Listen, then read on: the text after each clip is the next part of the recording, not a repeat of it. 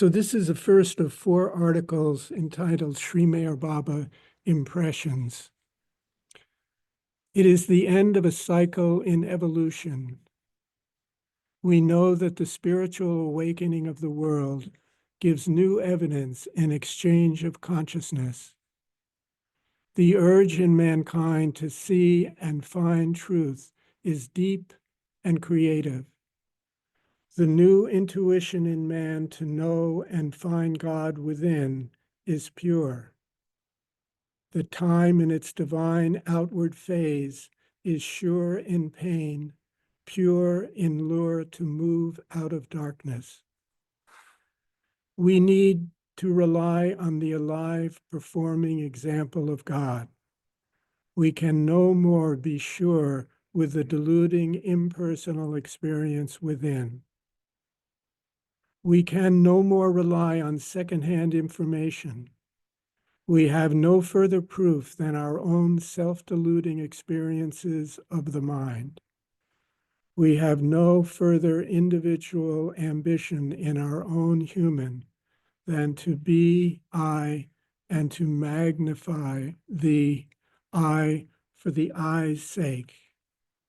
We have exhausted ourselves in love emotion, and our love's motive is barren, cold, unsatisfied. The need in man to love more unselfishly is imperative. We are stranded by established theological dogmas, looking backwards on past gods. Man is jealous, in competition of the saviors of others. They create churches and religions to exploit individual devotion. Man's spiritual impulse has become sterile, blinded and beaten by the outward sensationalism of life and the mental creative tendency to exaggerate. Man has lost the vision of simplicity of the heart. We need to realize the truth. We need to see impersonal devotion. We need to feel sincere kindness. We need to realize virtue without self-satisfaction. We want to see true charity, which is giving in full conscious accordance with the knowing heart. We need to see pure sacrifice which redeems. We have to learn how to render love for hate. We have to recognize the law's supreme pure work through the opposites. We have to recognize the mind's stagnant views of false and good. We want the free interpretation of good. The wonders of divine love have been brought down to us through the Gospels. But again and again, mankind longs for the tangible example of that divine impulse of joy, like Krishna with his benign wonders of mercy, forgiveness, tolerance, and the selflessness of Jesus. The reincarnation of the love master of all time is alive amongst us. He is gradually unfolding in the immature heart of man, the divine immutable grace of love. Near him, we, who come from all parts of the world, meet on the only unprejudiced ground, the merciful heart of the beloved. This universal heart that expresses its divine existence through the vehicle of the unselfish, perfect human we need to worship. Sri Meher Baba professes and practices today in eloquent silence the awakening of the consciousness of the heart. The indivisible bond in man will be aware in being. The new design in being is to unite in the one only God. Men of all castes and all religions will see the manifesting only God in the new conscious form in being. In the new life, it is the new life in external perpetual opposition that in being in I, conscious, indivisible in him, who is our own very being, has come to the pure point of new awareness. This new form in conscious order in man, he, as the pure power, is stirring, awakening. He creates the opposing order when men in themselves become indifferent and satiated with life inert within. We become under his guidance, the alive being in constant adjustment. The indispensable strife in life he can accentuate if need be. He can arouse the divine theme in any individual. Our mind, that busy factory of habit thoughts, misery, illusionary schemes of material happiness, making us feel separate creatures with separate lives and separate goals, with expectation of reward for our good and bad deeds. These he will transmute in new conscious order in idea and make man see and know and feel. In the self-ordering state in new awareness of truth within, men will feel equal. Men will have confidence in each other. He will bring to fulfillment the human being who will create better living conditions in the world. A joyful pilgrimage towards God is life in action for him. No one but he, the perfect one, can assure in us the old faith, which is infallible wisdom. God in his abstract state of Om will remain mental illusion until one like him gives us the experience of God as the living reality. When the personal, impersonal God appears, it is the tangible sign for man to make good. That time is on. It is now. We need to be in readiness to react for the pure exchange. When Sri Meher Baba took upon himself the superhuman self-imposed sacrifice of silence that until now has lasted over 13 years, he did it to serve the divine plan, to benefit mankind. Operating within, he fulfills the one way towards union, which we, by the use of mind, by finite dual thinking order, too easily counteract. Being in us, life, truth in being order, he can within readjust the pearls, aim, and that is the straight one way to God. His instrument to operate with is life itself, life positive and negative as the opposites that we call unconditional form in strife, to evolve into the one all state that is pure.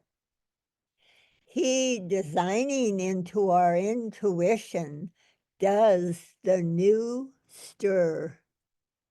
The truth in its one all fulfilling plan achieves the exchange in consciousness.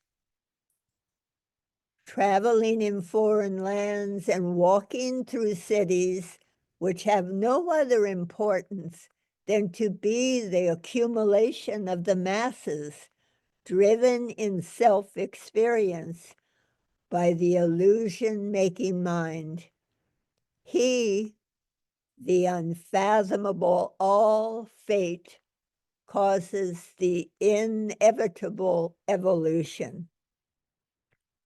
Moving about like any ordinary human being, he uses motor cars, trains, airways.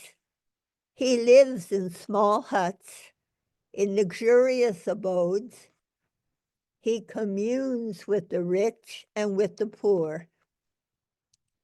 He uses the crude energy of the masses, and he searches out of the individual the more subtle contribution. The expansion of human qualities, jealousy, hate, anger, lust, are the impure work in our spiritual soil. Vice and deprivation are the manure he uses to fertilize the spiritual show in advancement. He removes fear through the awakening life in being that in itself is a state of fearless, pure existence, wherein one experiences security, safety, hope. He awakens in us the optimism that results from this knowing experience. We realize that we are part in him, in being, which is divine. He forms in us a life of hope that in us is divine humor. We can, in this state of divine being in I, conscious see, feel, and know the truth in full order in being. And that is to see life pure, good, unconditional in its onward hope to readjust in all the truth. We react in him alive, sure, simple, and natural. He, the pure love being, in love with life, in love with all and any show in the human creature, designs into life the truth as the form in which we know to want to become the form in which we result free, liberated human. We then have the winning will to overcome the show of the old pessimist who, as he humorously says, makes the worst of the best. We shall become true optimists and true idealists, the optimist that makes the best of the worst, and the idealist that makes the best of the best. In the new state in consciousness, we make good, feel good, and see good in all in life as it is. The new awakening in man will bring the fruit of hard labor, hard struggle, long-lived longing, long-lived, immune, making work in the dual human. Love divine will make the miracle. Sri Baba is poor. He is impersonal in the use of gold and silver. We are supposed to give love while we perform the charitable gesture, and the material gift has to serve merely as a symbol. The fact of giving becomes impersonal when we begin to be unattached to the object that we have cherished as possession. We then realize the difference between giving for sharing and giving for self-satisfaction. It is the same in the work within. We learn to detach ourselves from the act in being when in our own selves we awaken to profess love as life, and in the external act are unselfish. We learn to exchange the personal use of our individual experience with the divine order in being that is unconditional in selfless use of its reactions and expresses external life unattached to any result, to any self-satisfaction. Do no more than you can feel, says Sri Meher Baba. By premeditated giving, you give parts of yourself, and by feeling, in giving, you give of your divine self. He awakens in us the divine wisdom of the heart. No one can do the ultimate good until he has realized the good within. We exchange free and light life impersonal with life personal. The lower mental intuition with our being intuition. We are determined not to resist to the changing work that he in us stirs, adjusts, and forms to new life. He may reveal himself to the most humble form in consciousness and hide before the most creative, erudite intellects. Blessed are the pure in mind. To them God will reveal in being. The meaning of this thought is pure, wise use in us. Pure thinking is that state of stillness of the mind. It is non-reaction in I individual. Stilled in mind, freed from experience, we become conscious of the expansion of pure love, of the pure living exode that is fusion in light winning rhythm of pure, indivisible joy. We live life as a child. We then have the blessed state to be pure in mind, rich in heart. It is like playing in being, playing in life with illusion, as a child whose life is an unbroken dream state, whose life is pure exode, in breathing, fulfilling unconsciously the unconditional expansion in consciousness without resistance. Baba makes us become humble. He does the act of joining in us life as the individual form in external existence with the inner life in being, that in its fulfilling order in awakening works out in us God. He joins God and human life, life individual with life immutable. He liberates us from the ordeal of life in ourselves, that in us is dual experience. He merges the opposites into the one all form, and that is love that gives and never demands. We can in no way see above the line of our finite mind. He will lift the veil of ignorance and help us to see the face of God. The veil is the ego. His love does the pure cleaning work of the elimination of the ego. Clearing. His love does the pure clearing work of the elimination of the ego. We, in our own being, in exchange in consciousness, react in pure winning will to our own qualities. These to us in life, in finite existence, seem crude, harsh, and give pain, and are the cause of our individual misery. They constitute in our own life the problem of individual reaction in experience.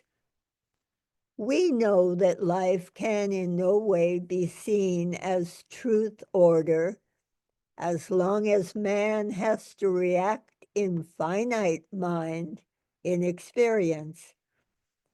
Man is bound to react to the low order in experience of lust, jealousy, anger, greed, avarice. Resigned in him, the redeeming pure form, these low experiences of life, finite, transmute into pure energy and become the impetus of divine life indivisible. It becomes truth action in pure winning will, love in being, joy in being. It becomes the divine action as the unfathomable longing for union with the beloved. He, in his work, indivisible, realizes in us life indivisible. He transforms, redeems, resurrects. Awakening in I conscious, we become fearless and doubtless. We are freed from prejudices, free from divisionary ideas. When man resigns in him, man will realize liberation. His alive breath is our own life in exchange in life and death. As human being, he reflects our life in joy and pain. His pure order in suffering is our own life in him, suffering expiation. His grace performs the work of redemption. Within the realm of pure expansion in divine existence, he is painless, calm, pure bliss. He is like Jesus. He never sleeps.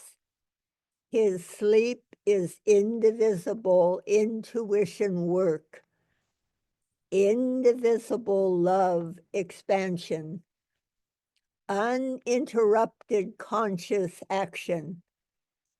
He loves within, without, above, beyond all and everything, all-knowing, immutable. With his head he feels, with his heart he devises. He says, I do not think, I feel. Sri Meher Baba works still, silent, knowing, from working field to working field, from type to type, from nation to nation. His head includes God, universe, and every individual in being. He will awaken in us the pure need to want to be like him. So often, in still contemplation, sitting in groups around him, we spend hours of supreme inspiration when into the awed silence of our hearts, his unfathomable words resound. I am the only reality. To someone kneeling before him in adoration, he says, she is all love, no desire. I am above purity. To another among his children, demonstrating love in their own individual way, he says, it is all the same love. Someone of a fierce nature, a man insatiable in self-satisfaction of life, spiritually yet immature, too proud to dare to be confronted with one like Sri Meher Baba, who after having met him said, I went determined to oppose. My mind was full of doubts. When I entered the room, I felt disarmed by his look as of a pure child. That experience I can hardly describe. I thought I was going to see a man, but I met someone far above the ordinary. His form, though looking natural and human, was of different texture.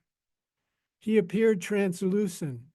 He knew all about my life as if it were his own. He read my most remote thoughts. He moved within me a realm of feeling which I had ignored. One commonly calls it heart, but it is that real heart, which we know only because throughout all life, we long for its better feelings. When I told him about my struggles, I saw that my suffering had left traces of its unworthy drama on his face. I had to kiss his compassionate face. I shall never forget his superhuman kindness and tolerance and his childlike humor. We talked about things worldly and matters of every day.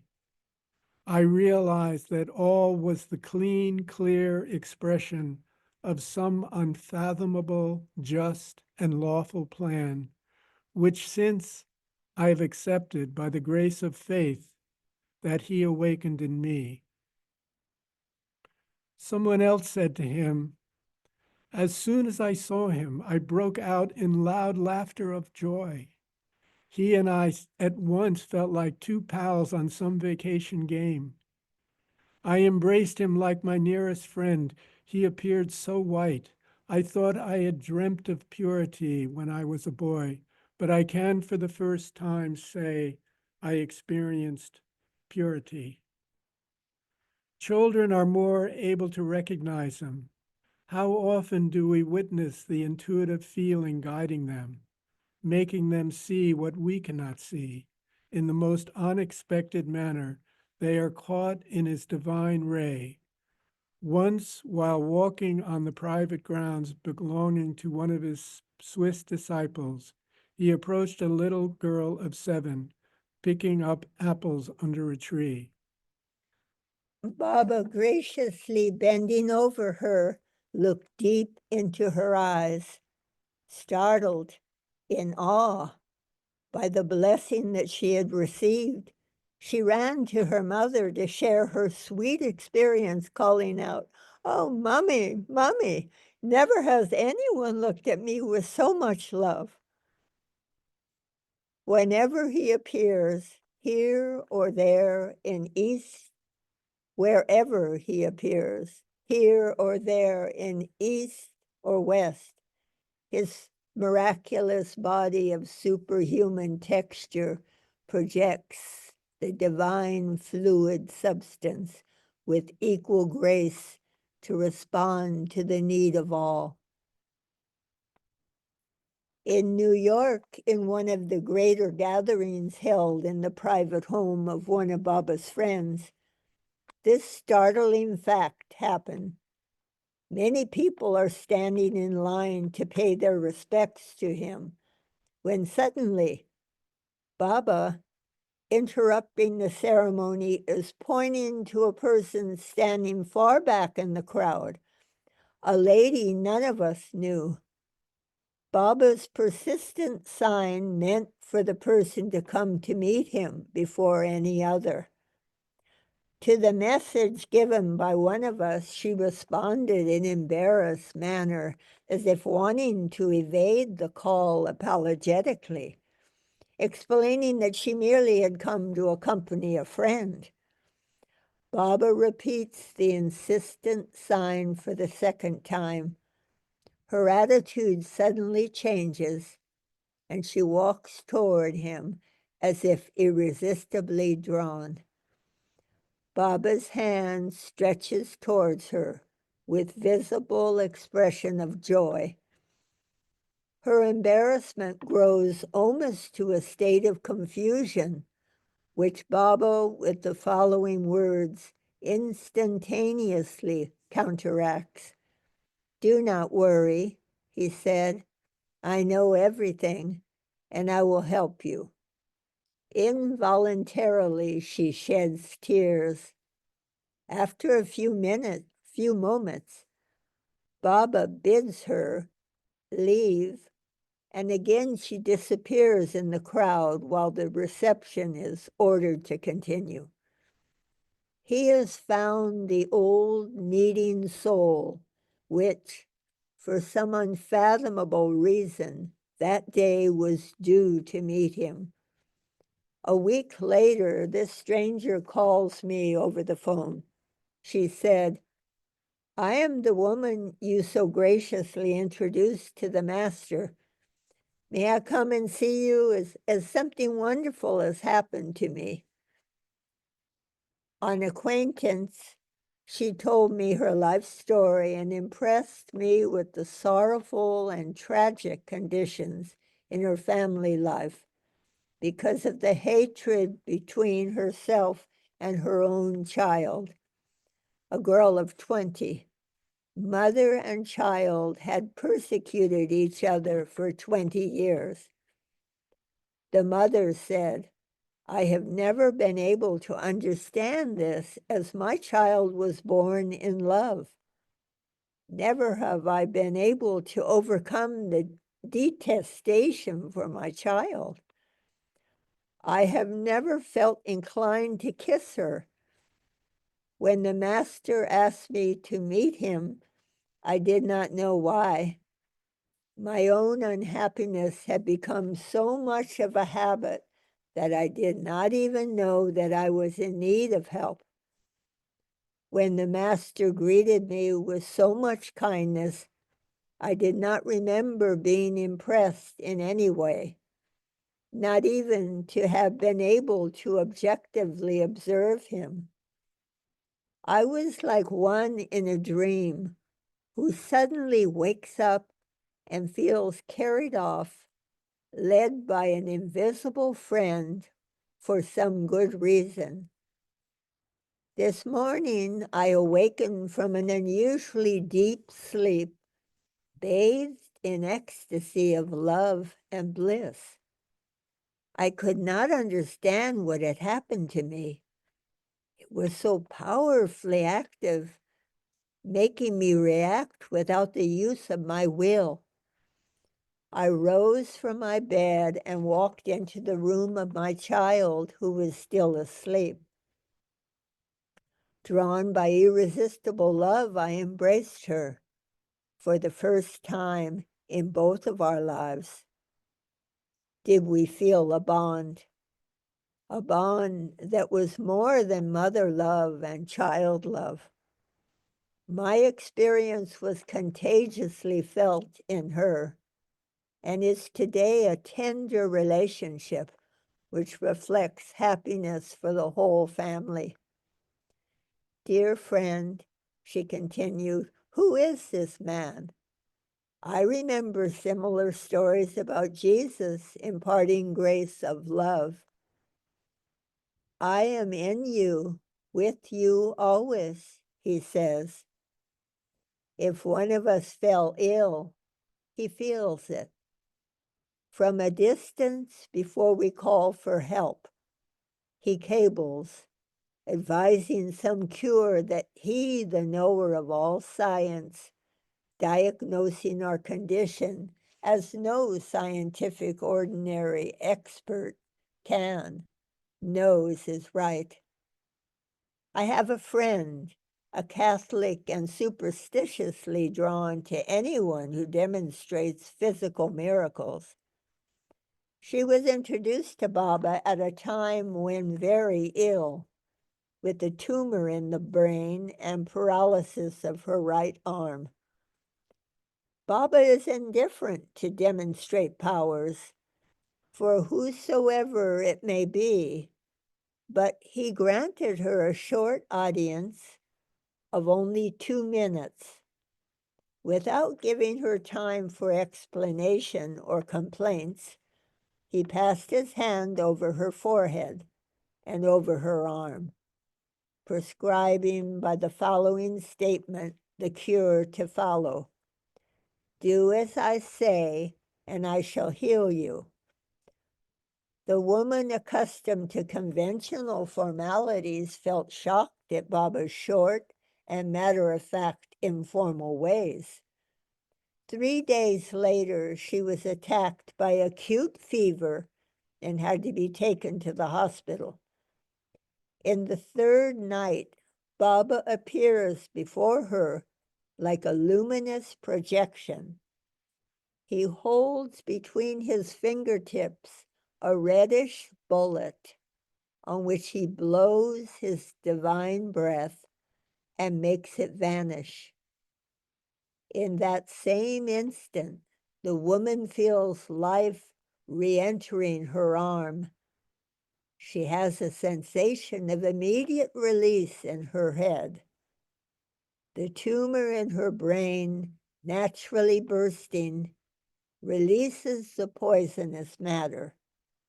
The woman is healed.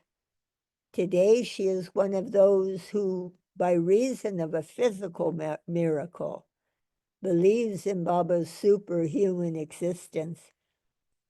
We have witnessed more than one physical healing, of which this is one of the many. But the spiritual healing, which cannot be reckoned by any science, is of far greater importance to our life, in need of resurrection in the spirit. Sri Meher Baba says, "I have come not to teach, but to awaken." Sri Baba's internal and external work is all one. While standing before a Christian chapel one Easter morning in Murray, Himalayas in 1933, he said, "All worship returns to me. The sigh within the prayer is the same in the heart of the Christian, the Mohammedan, the Jew. They are indivisibly longing for the same God. They are unconsciously drawn to him. They all unconsciously feel the same, but express it through different languages. There is only one fundamental faith, and that is the pure form of religion, which Sri Meher Baba will awaken in the heart of man. His word is the will of divine origin. We often realize the immediate effect of the power of his word, of wonder in awe over the mysterious reaction. He is uninterrupted conscious action in the mental, subtle, and gross spheres. In the one all pure form of impersonal love, he performs God action. He practices God life. He will create God-like human beings. We earn through him the feeling that we in him participate in the indivisible divine life, that we and God are one pure function, one life, one working will sharing in the scope of all existence. That living trial one calls life, directed and used by him, turns to be impersonal blessing. We do no more worry to lose advantages in being bad, nor do we speculate to be good for our own sake. Surrendered in him, good or bad, our contribution in good or bad results immune.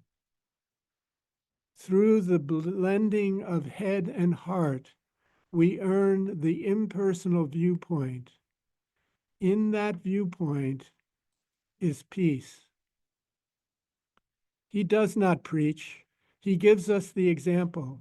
He shows us how to be tolerant, to recognize in everyone's individual viewpoint the right yet veiled impersonal standpoint.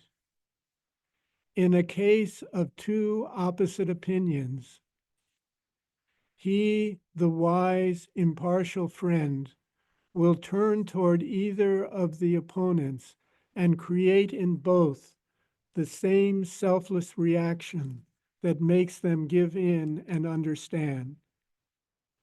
He will say, how can there be misunderstanding when there is love? The mysterious adjusting power of his word makes personal motives vanish into unimportance, and the pure impersonal standpoint prevails in the tranquilized minds. Some may use strong temper to impose his will on someone else. To the one who is weak and feels hurt, he will say, why do you feel hurt? To the other who did willingly or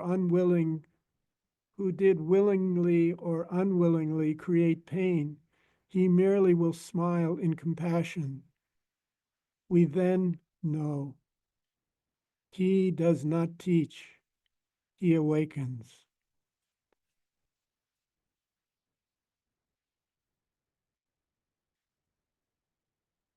We may complain, feel lonesome, want more love, more appreciation.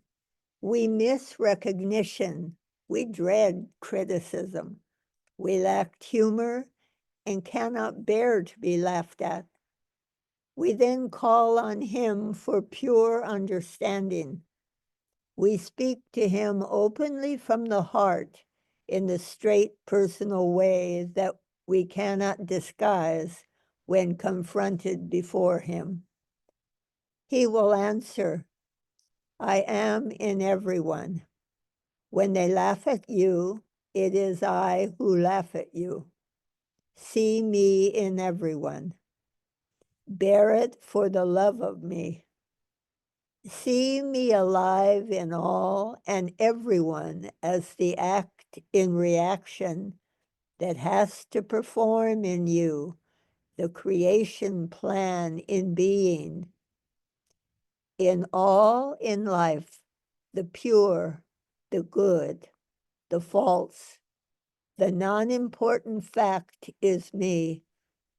See me as the important order in anyone to sow in reaction the real pure opposition, and that is in being. To you, life is martyrdom in reaction. In reality, life is pure winning order in opposition as experience. Everyone is in use of my life in true, pure opposing order. Take it lightly, be real, be calm, and react only in me. I am the pure one in you. What he says fulfills. Sometimes when the pure vision becomes obscured by thoughts, desires, wants, and we lose lightness and mood, never will he touch at the ordeal's problem. Like the sun behind the clouds, will he rise above and project the warm light and transform the dull show of our individuality into pure state of stupefaction, of love, joy, bliss. His whole life and expansion in divine love is impersonal sharing, indivisible communion with us. Life, human creature, life as nature, life as being. Life is practical. Life is use. The divine mutual good is the constant use. He never wastes. He is clever, sagacious, astute, quick in response, playing with anyone's ideas, humorously tolerant with our dual speculative experiment in thoughts, the unconsciously prepared thoughts. He can avoid beforehand to save us from doing a wrong deed. He often stages confusion. Call it trial, call it quest. Winning in the game, he reveals the impersonal state within. We experience non-attachment to self-satisfaction. He plays games with us, making us invent situations. He then lures our soul-driven imagination. When he laughs with the sad child of this world, he liberates it from the attachment to pain. Life is mind, and in mind he reigns unselfish, pure. He is control of life in every order and mind. He can do in ways unseen what no ordinary man can. He is in life a man executive, impersonal, simple, so natural that for the old-fashioned, conventional orthodox in mind, who can conceive divinity only through the masquerade of rituals and the practice of austerity, he appears too human, expressing through art, through science, through any work of the mind, through life in the spirit. He is the unconditional, pure work of truth that stirs, that performs the awakening. Life is the instrument through which he works. Reacting in it, he fulfills the ideal form that is the real human being. Once he said while sojourning in the West, "For you, children of America, when my time has come, I shall perform the grace of God realization to one of your lowest types in consciousness, a criminal. He can make gods out of mud. Do not fear," he says. "Depend on me. We need him always." Once a friend near suicide calls to him in despair. At that time, she was in America and Baba was in India. She put her heart's anguish into a letter addressed to him. But before the letter was closed, the inner wide spaces opens, and within her deep confusion, she sees his calm eyes appear. The passing quest is cleared. Calm and confidence in life is reestablished. He says, "I am in you, with you always. In you I work, and out of you I do the work in will and life in energy. When you in me resign, I in you can operate free. When you in me give in, I in you outwardly and inwardly free the rude, crude show of you, the I, and create you like me. I can in you prevent the fall, and I can in you render immune the want. I am in all one pure work. I am in the all one pure work that can what no man can. I am infinite. I am truth. Although suffering in the delusion of the false show in Maya, we can, within the pure, indivisible self, as intuition, know, see, feel the happy design. We may call it unfathomable joy, love unselfish, pure faith. We need not name it at all. When we see in being, in joy, we are the form in being as in joy, in faith, in love. We have become the new human being that is resigned to the delusion of self-experience and to the impure show of imagination. We are made conscious to be within pure good, unselfish, real, natural, and at peace with everything. In 1937, Baba established an ashram for the Western group at Nasik. It was a passing phase. Here, in the luxury and great comfort, he taught us detachment from the want to self-indulge in individual whims and desires. Baba begins by giving all and ends by taking all. He gave, in the ashram in Nasik, full right to the individual's self-satisfaction. Through the exchange in consciousness, we realize the deeper meaning of that order in training. He made us understand that in the divine scheme in life, truth in disguise in whim and wish and selfish will and low selfish desire does the out-in going order to win, to control, to overcome through pure unconditional want.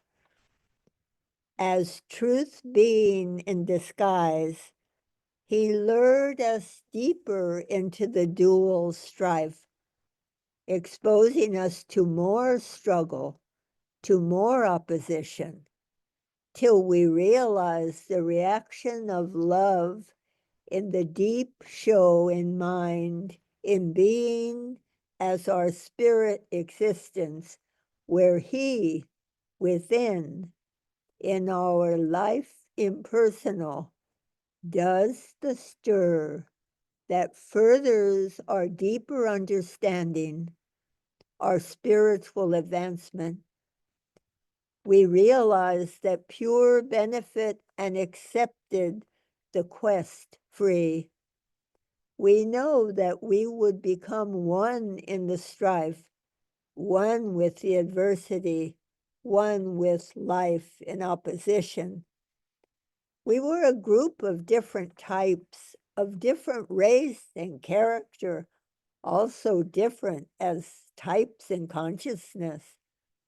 The deeper understanding freed us from prejudice. We learned to be tolerant and to accept the differences. He gave us the strength to live up to the spiritual viewpoint, which is impartial. When this phase had fulfilled its results, he again closed the ashram in Nasik. He exchanged the external field of activities by ordering most of the members of the group to go back to their old life and to practice in life what they had been able to realize. The second ashram, which Baba calls simple, is in Mehrabad. This place is indeed holy for its memories of pure suffering and deep spiritual endurance. It is a place of perfect renunciation. Here life has been given without bargain and without resistance to the impersonal scope. Here, O men and women of tender age, and men and women of mature experience of life, have donated the full price of life to the beloved. They have lived in real detachment from any order in attachment for many years, till they have achieved the last phase, which is detachment from non-attachment. Baba says of these staunch bearers of life, "To them I am father, mother, child.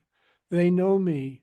Within they do realize my life as truth that works the liberation of their mind, body, spirit. They give me themselves to use through themselves the creation plan for truth. They surrender without pride their individual modes of life. Their own divine existence is my own life. I ripen the fruit of their life's labor. In feeling with joy, they own me. In spending life in self-sacrifice, they realize me. They give me what I owe in them. We who have come from afar in distant strife, in lonesome longing, search to find the way to realize life divine, bowed to this wonderful result in fulfillment. To all he says, give me you, and I will make you the wonderful I.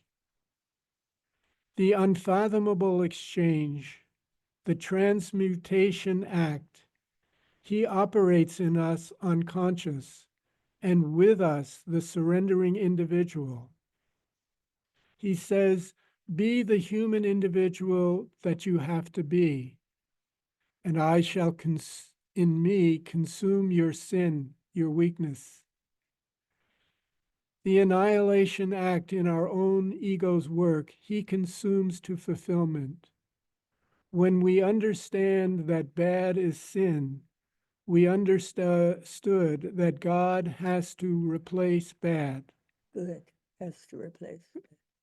When we understand that bad is sin, we understood that good has to replace bad. When we realize in him truth, then we will be revealed to us the balance of good and bad. When we denunciate the low in creation, we denunciate Jesus. When we denunciate sin and our neighbor, we denounce Jesus, the same perfect one as him, our beloved Sri Meher Baba. When we in ourselves puzzle, worry, we misuse in false speculations in mind God's work. We then create false witnesses, but through love we shall understand. To confirm this new understanding, he says, I have not been in you the alive, impure, pure impulse. He says, have I not been in you the alive, impure, pure impulse since the dawn of creation? Have I not been in you the unfolding understanding? Tolerance is the new impersonal understanding when you in me, the Son of God, resign. To surrender in him means to recognize in him the divine theme as our own individual life's theme. To be in him free, unbound, immune, we grow, live, and die, to live eternally.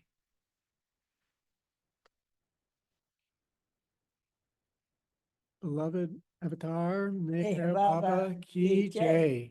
Avatar, Meher Baba Ki Jai. Avatar, Meher Baba Ki Jai. Jai Meher Baba. Yeah, yeah. Before the blue bus started.